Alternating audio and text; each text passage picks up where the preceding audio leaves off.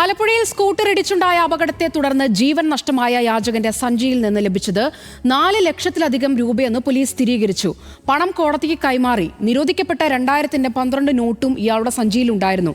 യാചകനുമായി ബന്ധമുള്ള ആരെങ്കിലും എവിടെയെങ്കിലും ഉണ്ടോ എന്നറിയാനുള്ള അന്വേഷണത്തിലാണ് ഇപ്പോൾ പോലീസ്.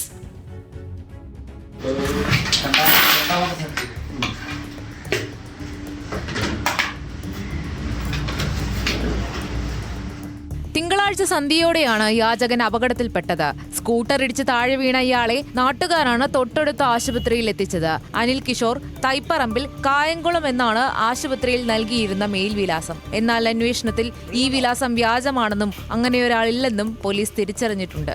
തലയ്ക്ക് പരിക്കേറ്റതുകൊണ്ട് വിദഗ്ധ ചികിത്സ വേണമെന്ന് ഡോക്ടർമാർ അറിയിച്ചിരുന്നു. എങ്കിലും രാത്രിയോടെ ഇയാൾ ആശുപത്രിയിൽ നിന്നിറങ്ങിപ്പോയി. ചൊവ്വാഴ്ച രാവിലെ ടൗണിലെ തന്നെ ഒരു കടയ്ക്ക് മുന്നിൽ ഇയാൾ മരിച്ചു കിടക്കുന്നതാണ് പിന്നീട് കണ്ടത്. നൂറനാട് പോലീസാണ് മൃതദേഹം വണ്ടാനം മെഡിക്കൽ കോളേജിലെ മോർച്ചറിയിലേക്ക് മാറ്റിയത്.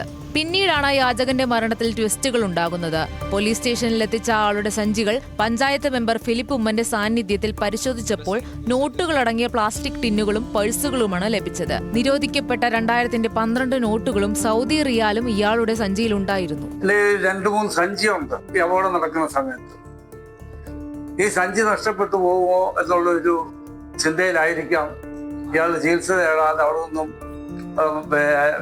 അങ്ങ് മാറാൻ ശ്രമിച്ചതെന്നാണ് എനിക്ക് തോന്നുന്നത്.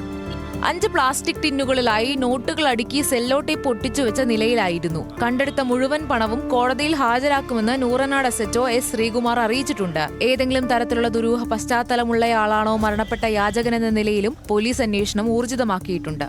News desk, news Malayalam.